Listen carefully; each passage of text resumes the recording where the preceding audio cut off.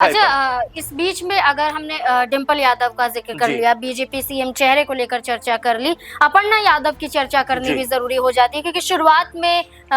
मैंने भी और आपने भी कहा कि अपर्णा यादव की बेटियों को डिंपल यादव ने संभाला, लेकिन अपर्णा यादव राजनीतिक लिहाज से जितनी सक्रिय नजर आनी चाहिए थी उतनी नजर नहीं आई थी, लेकिन अब वो अपने पति के गुजर जाने के बाद जिस तरह से सामने आई हैं, क्या लगता है कि एक मौका बीजेपी द्वारा दिया जाएगा या फिर समाजवादी पार्टी के दरवाजे जो हमेशा खुले हुए बताए जाते हैं वो दिखाई दिया? देखिए बिल्कुल, और अपर्णा यादव इन दिनों काफी एक्टिव दिखाई पड़ी हैं। आपने देखा कि रायबरेली पहुंचती हैं, वहां जाकर तमाम लोगों से मुलाकात करती हैं, बातचीत करती हैं, उसके बाद आकर जो बीजेपी के अध्यक्ष हैं उत्तर प्रदेश के पंकज चौधरी, उनसे मुलाकात करती हैं, और उस मुलाकात को लेकर भी लोग यही बात कहते हुए नजर आए सोशल मीडिया पर कि क्या ये मुलाकात के अपने कोई मायने हैं, क्योंकि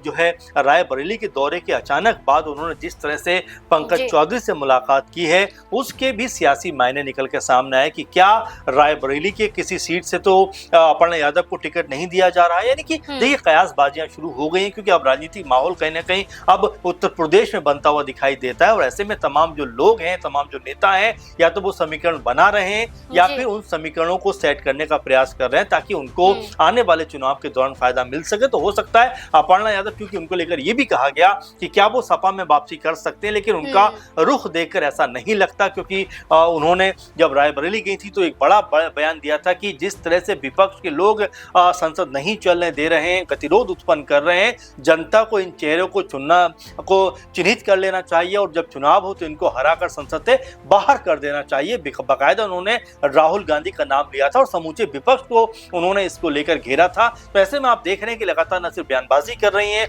बल्कि दौरे करती हुई दिखाई पड़ रहे हैं, और साथ में जो बीजेपी अध्यक्ष हैं पंकज चौधरी, उनसे मुलाकात करती है। तो जाहिर बात है कि कोई ना कोई अब जरूर इस बात की चर्चा होगी कि आने वाले चुनाव में उनको भी कोई सीट से उतारा जा सकता है, क्योंकि लगातार 4 से 5 साल हो गए बीजेपी के साथ में उनको, लेकिन अभी भी किसी भी सीट पे किसी भी चुनाव में उनको उतरने का मौका नहीं मिला है। हो सकता है कि चुनाव में वो न सिर्फ उतरती हुई दिखाई पड़े बल्कि बीजेपी के बड़े चेहरे के तौर पर नजर आए। बिल्कुल, अब यही देखना होगा, क्योंकि एक तरफ बीजेपी से अपर्णा यादव को लेकर यही चर्चा, जैसे कि सर ने कहा कि रायबरेली पहुंचे हैं तो क्या फिर यहाँ सीट भी तय हो जाती है, क्या अभी से चर्चा